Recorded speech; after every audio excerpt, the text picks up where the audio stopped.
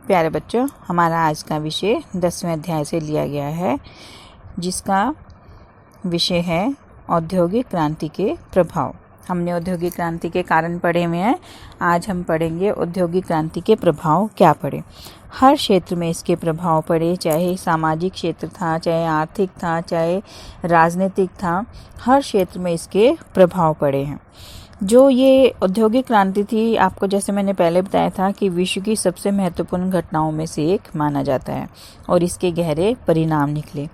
ये मानव जीवन के लिए वरदान साबित हुई, तो वहीं दूसरी तरफ मानव जीवन के लिए अभिशाप भी साबित हुई। जैसे कहते हैं ना, हर चीज़ के दो पहलू होते हैं, अच्छाई होती है तो बुराई भी होती है। वैसे ही औद्योगिक क्रांति के अगर लाभ हुए तो उसके कुछ नुकसान भी उठाने पड़े।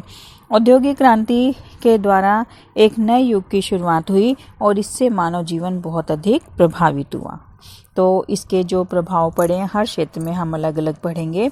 सबसे पहले हम पढ़ते हैं सामाजिक प्रभाव। ठीक है, औद्योगिक क्रांति के सामाजिक प्रभाव जो पड़े हैं उसमें सबसे पहला है जनसंख्या में वृद्धि। ठीक है, औद्योगिक क्रांति के फलस्वरूप ब्रिटेन की जनसंख्या या इंग्लैंड की जनसंख्या में असाधारण वृद्धि हुई। ठीक है, 1871 ईस्वी में 2.5 करोड़ थी, वही जनसंख्या 1901 ईस्वी में बढ़कर 4 करोड़ हो गई थी।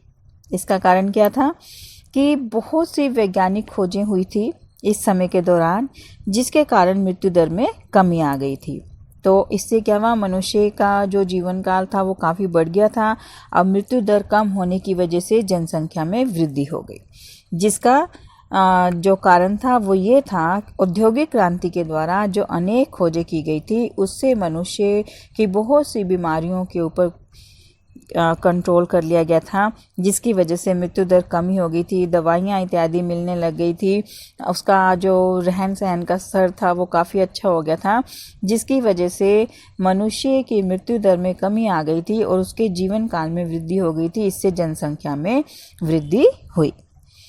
दूसरा कारण था पारिवारिक जीवन छिन्न भिन्न हो गया।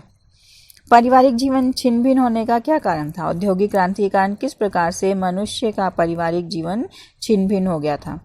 आपको पता है कि मनुष्य उस समय अपने परिवार के पालन पोषण करने के लिए या काम की तलाश के लिए शहरों की तरफ आना शुरू कर दिया था। लोगों ने गांवों को छोड़ दिया था और शहरों में आना उन्होंने शुरू कर दिया। अब यहाँ परिवार के जिस सदस्य को जिस कारखाने में नौकरी मिलती थी वो वहीं पर काम करता था। इससे क्या हुआ, परिवार के जो लोग थे उन पर नियंत्रण समाप्त हो गया। इससे समाज में बहुत सी कुरीतियों और अपराधों को प्रोत्साहन मिला, जिससे जो समाज था उसमें अनैतिकता का प्रचलन हुआ। कैसे कि जैसे गांव में जो परिवार थे वो कैसे होते थे, संयुक्त परिवार होते थे, उसमें घर के बड़े बुजुर्ग घर में होते थे, उनके द्वारा जो नियम बनाए गए होते थे सबको उसका पालन करना आवश्यक होता था। एक ही जगह खाना बनता था, सब उसी खाने को प्रेम पूर्वक बैठकर खाते थे। लेकिन अब क्या था, अब काम की तलाश के लिए घर के जितने भी सदस्य थे वो जब एक शहर, दूसरे शहर, तीसरे शहर, चौथे शहर में काम कर रहे हैं तो सब अलग अलग रह रहे थे, सब स्वतंत्र हो गए थे। बड़ों के उनके ऊपर नियम लागू नहीं होते थे, वो अपनी मनमर्जी से हर काम करने के लिए स्वतंत्र थे। खाने पीने के लिए जैसा उनको मिलता था वैसा वो खा सकते थे, जैसा उनको रहने को स्थान मिलता था वैसे वो रह सकते थे। उनके ऊपर से बड़ों का नियंत्रण धीरे धीरे धीरे समाप्त होता चला जा रहा था और यहाँ पर वो एक स्वतंत्र जीवन व्यतीत कर रहे थे, जिससे बहुत से अपराधों और बहुत सी बुराइयों को जन्म मिला, अनैतिकता का प्रचलन हुआ। तो इससे पारिवारिक जीवन जो था वो छिन्न भिन्न हो गया था। कोई सदस्य कहीं रह रहा था, कोई सदस्य कहीं रह रहा था। एक संयुक्त परिवार की जो प्रथा थी वो धीरे धीरे समाप्त होती जा रही थी। किस वजह से? औद्योगिक क्रांति के कारण। ठीक है, फिर तीसरा है अनेक नए शहरों का उदय।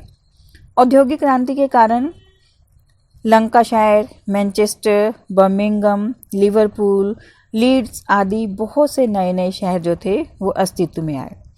शहरों में जनसंख्या में बढ़ोतरी होने लगी और इस वृद्धि के कारण सफाई, स्वच्छ पानी, यातायात के साधन, शिक्षा, ऐसी अनेक समस्याएं जो थी वो उत्पन्न हो गई, क्योंकि आवश्यकता तो इन सब की थी, लेकिन क्योंकि अभी ये शहर नए नए अस्तित्व में आए थे इसलिए यहाँ पर ये सुविधाएं नहीं थी, तो बहुत सी ऐसी समस्याएं जो थी वो उत्पन्न हो गई थी।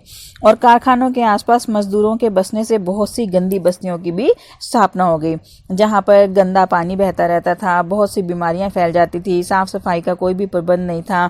तो इससे बहुत सी गंदी बस्तियों के कारण जो नए शहर उदित हुए थे इस औद्योगिक क्रांति के कारण, तो उससे बहुत सी समस्याएं उत्पन्न हो गई थी। इन समस्याओं को दूर करने की बहुत अधिक आवश्यकता थी। ठीक है, फिर उसके बाद है मजदूरों को कम वेतन पर काम करने के लिए मजबूर होना पड़ा।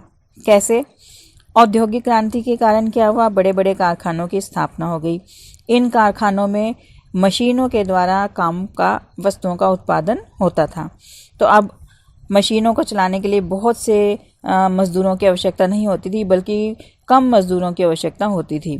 तो इसलिए बहुत से लोग जो थे वो बेरोजगार हो गए। तो इसलिए अब वो काम की तलाश में जब जाते थे तो उनका शोषण किया जाता था, उनको कम वेतन पर कार्य करने के लिए मजबूर किया जाता था।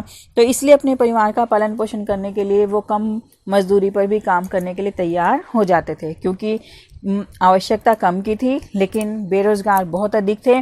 तो इसलिए वो कम, एक मना करता था तो दूसरा कम पर करने को तैयार हो जाता था। और उनके पास भी, जो उद्योगों के मालिक थे उनके पास भी ऑप्शन था कि बहुत से मजदूर हैं कि एक मना करेगा तो दूसरा तो काम करने के लिए राजी हो जाएगा। तो इसलिए वो उनको कम वेतन पर काम करने के लिए मजबूर करते थे और वो भी अपने परिवार का पालन पोषण करने के लिए इनकी शर्तों को मान लेते थे। तो इस तरह से बेरोजगारी के कारण लोगों को कम वेतन पर काम करने के लिए मजबूर होना पड़ा। फिर उसके बाद है छोटे बच्चों और स्त्रियों को भी कारखानों में काम करना पड़ा। अब क्योंकि परिवार जो थे वो अलग अलग शहरों में रह रहे थे, वहाँ पर उनको घर के लिए भी किराया देना पड़ता था, खाने के सामान के लिए भी खर्च करना पड़ता था, वस्त्रों के लिए, बच्चों के लिए। जो गांव में सुविधा एक स्थान पर जाती थी, अब अलग अलग स्थानों पर उनको उस सुविधा के लिए खर्च करना पड़ता था।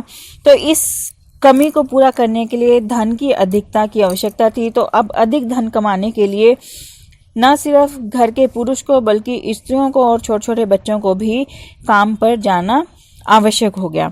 तो इन उद्योगों में छोटे छोटे बच्चों और स्त्रियों को भी काम पर लगाया जाने लगा। उनसे अधिक भयानक परिस्थितियों में काम करवाया जाता था, लेकिन उसके बदले में उनको बहुत अधिक कम धन दिया जाता था। बेशक से वो पुरुषों के मुकाबले में कार्य करते थे, लेकिन उनको बच्चा और स्त्री मानकर उनको कम वेतन दिया जाता था और उनका जो जीवन था वो जानवरों से भी बदतर था। मतलब इतना अधिक उनसे काम करवाया जाता था कि जानवरों से भी बदतर उनका जीवन उस समय व्यतीत हो रहा था। और काम करते करते अगर कारखानों में उनकी मृत्यु भी हो जाती थी तो कारखाना मालिक के द्वारा उनको किसी भी प्रकार का कोई मुआवजा नहीं दिया जाता था। मतलब उनको बहुत ही मुश्किल परिस्थितियों में काम करना पड़ा था और बहुत ही कठिनाई का जीवन व्यतीत करना पड़ रहा था। फिर उसके बाद है समाज का 2 वर्गों में विभाजन हो जाना। औद्योगिक क्रांति के कारण उस समय का जो इंग्लैंड का समाज था वो 2 भागों में विभाजित हो गया, पूंजीपति और मजदूर। और दोनों ही वर्गों का जीवन जो था वो उसमें बहुत ज़्यादा अंतर था। पूंजीपति जो थे वो विलासिता का जीवन व्यतीत करते थे और मजदूर जो थे वो बहुत ही दरिद्रता का जीवन व्यतीत करते थे। पूंजीपति जो कि कुछ काम नहीं करते थे, सिर्फ धन के द्वारा उन्होंने उद्योगों की स्थापना की थी, वो उस धन के द्वारा जो कि मजदूरों की मेहनत के द्वारा कमाया जाता था उससे वो विलासिता का जीवन व्यतीत करते थे। और मजदूर जो कि बहुत अधिक मेहनत करते थे उनको दरिद्रता का जीवन व्यतीत करना पड़ता था। तो इस तरह से जो समाज था वो 2 वर्गों में विभाजित हो गया था, पूंजीपति और मजदूर, और दोनों के जीवन में बहुत ज़्यादा अंतर था। फिर उसके बाद आ जाता है हमारा आर्थिक प्रभाव। औद्योगिक क्रांति के आर्थिक प्रभाव क्या पड़े? तो जिस प्रकार से सामाजिक क्षेत्र में पड़े उसी प्रकार से आर्थिक क्षेत्र में भी इसके गहरे प्रभाव पड़े। सबसे पहला क्या था कि अब वस्तुएं लोगों को सस्ते मूल्यों पर उपलब्ध होने लगी। कैसे सस्ते मूल्यों पर उपलब्ध होने लगी? औद्योगिक क्रांति के कारण वस्तुओं का उत्पादन किसके द्वारा किया जाता था? मशीनों के द्वारा किया जाता था। और मशीनों के द्वारा जो वस्तुएं थी बहुत जल्दी बनाई जा सकती थी, बहुत भारी मात्रा में वस्तुओं का उत्पादन होना शुरू हो गया। तो इसलिए अब लोगों को सस्ते दामों पर वस्तुएं उपलब्ध होने लगी और इससे अब जो लोगों का जीवन स्तर था वो पहले की अपेक्षा काफ़ी बदल गया, उसमें बहुत अधिक सुधार हुआ। दूसरा क्या है, लघु उद्योगों का अंत हो गया।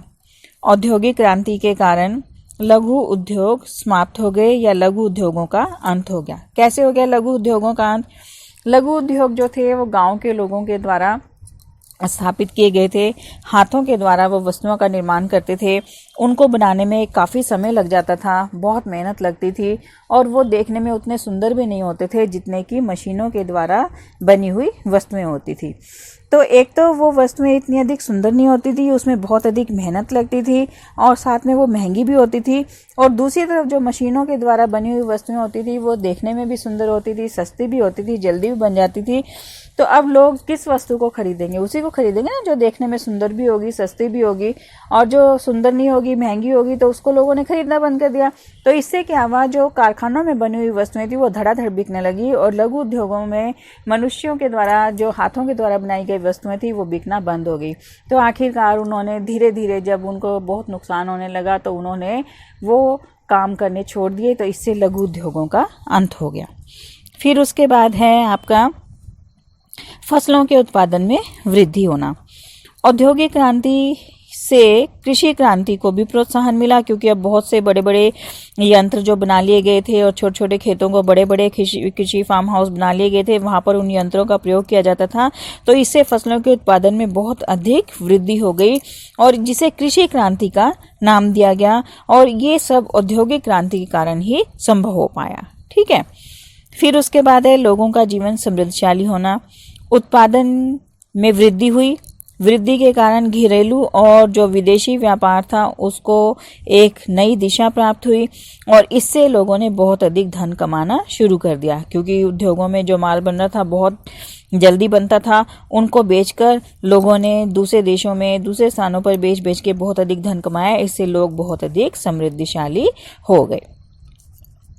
फिर उसके बाद है औद्योगिक क्रांति के कारण बहुत से सुधार किए गए, जिससे आर्थिक क्षेत्र को बहुत अधिक लाभ हुआ।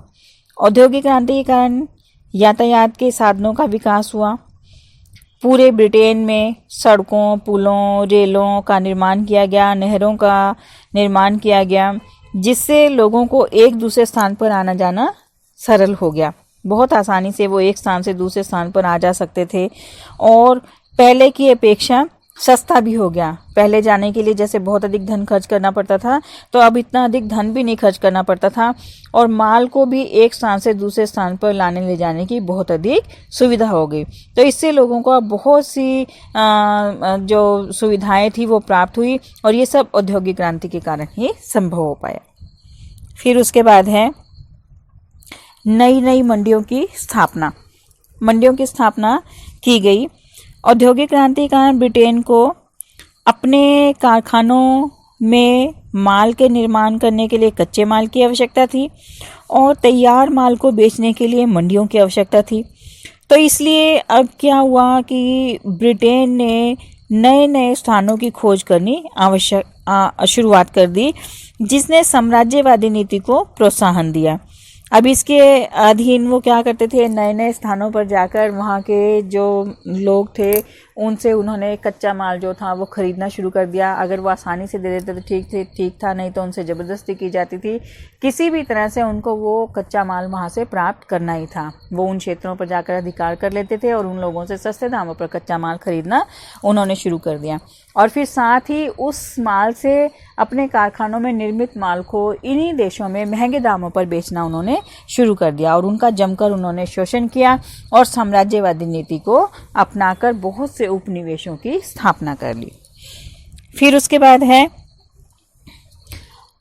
लोगों का जीवन सुखी और सुविधाजनक बन गया। औद्योगिक क्रांति के कारण लोगों का जीवन सुखी हुआ और सुविधाजनक भी बन गया। कैसे? जैसे आपको बताया कि औद्योगिक क्रांति के द्वारा बहुत सी वस्तुओं का निर्माण किया, ऐसी वस्तुओं का निर्माण किया गया जिससे मानव जीवन को पहले के अपेक्षा बहुत सी सुविधाएं प्राप्त हुई और पहले से उनका जीवन जो था वो बहुत अधिक सुखी बन गया। और ये सब किसके कारण संभव हुआ? औद्योगिक क्रांति के कारण। बहुत सी डेली यूज़ में, डेली जीवन में हम जो वस्तुओं का प्रयोग करते हैं वो सब अब इन उद्योगों में उसका निर्माण होने लगा और बहुत ही सुविधाजनक जीवन हम व्यतीत करने लगे। जैसे मनुष्य की सुबह से लेके शाम तक जितनी वो मेहनत करता था, अब ऐसे ऐसे यंत्र बन गए थे कि उसका काम बहुत ही आसानी से होने लगा और उसका जीवन जो था वो पहले से बहुत अधिक सुविधाजनक हो गया था। फिर है पूंजीवाद और बैंकिंग प्रणाली का उदय होना। औद्योगिक क्रांति के कारण बैंकिंग प्रणाली का जन्म हुआ और पूंजीवाद का जन्म हुआ। बैंकिंग प्रणाली की आवश्यकता क्यों पड़ी? क्योंकि उद्योगों में जो निर्मित माल के द्वारा लाभ हो रहा था तो उस अतिरिक्त धन को रखने के लिए बैंकों की आवश्यकता थी।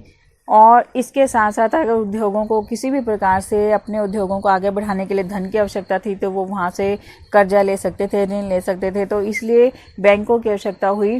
तो औद्योगिक क्रांति के कारण बैंकिंग प्रणाली की शुरुआत की गई और पूंजीवाद, लोगों ने अपने धन को उद्योगों में लगाकर अधिक से अधिक धन कमाने की आवश्यकता को महसूस किया, जिससे पूंजीवाद का जन्म हुआ। ठीक है, ये थे आर्थिक प्रभाव। फिर राजनीतिक प्रभाव। औद्योगिक क्रांति के राजनीतिक क्षेत्र पर भी गहरे प्रभाव पड़े। इनसे राजनीतिक जीवन को ब्रिटेन के एक नई दिशा प्राप्त हुई। औद्योगिक क्रांति के कारण ब्रिटेन एक धनी और शक्तिशाली देश बन गया था, क्योंकि यहाँ के उद्योगों ने बहुत अधिक धन कमाया, तो इस धन के द्वारा वो बहुत ही शक्तिशाली बन गया था। इसी के कारण इंग्लैंड फ्रांस के शासक नेपोलियन के साथ एक लंबा संघर्ष करने में सक्षम हो सका। नेपोलियन के पतन में ब्रिटेन की भूमिका प्रमुख थी। दूसरा, औद्योगिक क्रांति के कारण बहुत से नए नए नगर अस्तित्व में आए। इन नगरों को संसद में प्रतिनिधित्व प्राप्त था और इन संसदीय सुधारों की मांग जो थी वो बल पकड़ने लगी कि यहाँ पर सब सुविधा प्राप्त होनी चाहिए। और ये सब कार्य जो हैं वो इसी वजह से हुए कि जो नए नगर अस्तित्व में आए वहाँ पर सुधार होने चाहिए। जैसे मैंने आपको बताया था ना कि शिक्षा की और अस्पतालों की या स्वच्छ पेयजल की, इन सब चीज़ों की आवश्यकता जो महसूस हो रही थी, तो संसद में भी ये मांग उठने लगी कि इन जो नए नगर अस्तित्व में आए इनमें ये सब सुविधाएं प्राप्त होनी चाहिए, सुधार होने चाहिए। फिर उसके बाद तीसरा है, औद्योगिक क्रांति के कारण यातायात के साधनों का विकास हुआ, जिससे राष्ट्रीय और अंतर्राष्ट्रीय एकता को भी प्रोत्साहन मिला।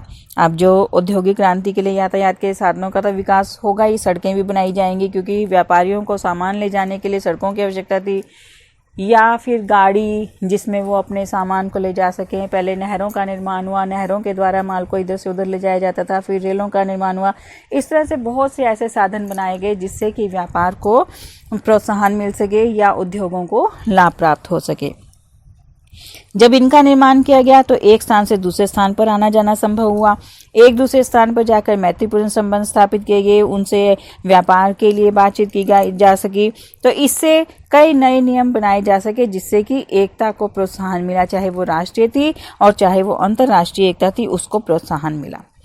फिर उसके बाद है, औद्योगिक क्रांति ने अनेक नए राजनीतिक विचारों को जन्म दिया। इनमें से स्वतंत्रता, समानता, सामाजिक न्याय और समाजवाद आदि ऐसे नए विषय थे या नए विचार थे जिनका उस समय काफ़ी प्रचार किया गया। सभी को स्वतंत्रता प्राप्त होनी चाहिए, सभी को समान समझना चाहिए, सभी के लिए सामाजिक न्याय होना चाहिए और समाजवाद सबके लिए एक जैसा, यहाँ पर सबको एक समान बंटवारा या वितरण होना चाहिए। ऐसे ऐसे नए राजनीतिक विचारों का विकास किया गया और इनको प्रोत्साहित भी किया गया। फिर उसके बाद है, औद्योगिक क्रांति के कारण साम्राज्यवादी भावना को प्रोत्साहन प्राप्त हुआ। जैसे आपको पहले ही बताया था कि औद्योगिक क्रांति की वजह से कच्चा माल प्राप्त करने के लिए और निर्मित माल को बेचने के लिए नए नए स्थानों की खोज की गई, वहाँ पर अधिकार करके अपने अपने निवेश बना लिए गए। तो इसने साम्राज्यवादी भावना को जन्म दिया और ये सभी साम्राज्यवादी देश जो थे अपने अपने उपनिवेश स्थापित करने के लिए उनमें एक होड़ सी लग गई और इस होड़ के विनाशकारी परिणाम निकले। कई दफ़ा युद्धों का भी सामना करना पड़ा क्योंकि एक दूसरे के पहले तो उपनिवेश ये अपने बनाते रहे, लेकिन बाद में इन्होंने एक दूसरे के उपनिवेशों को छीनने के लिए लड़ाइयाँ करनी शुरू कर दी, जिससे बहुत सी मुश्किलों का सामना करना पड़ा और भारी भयंकर परिणाम भुगतने पड़े। फिर अगला है पूंजीपतियों द्वारा मजदूरों का शोषण किया गया।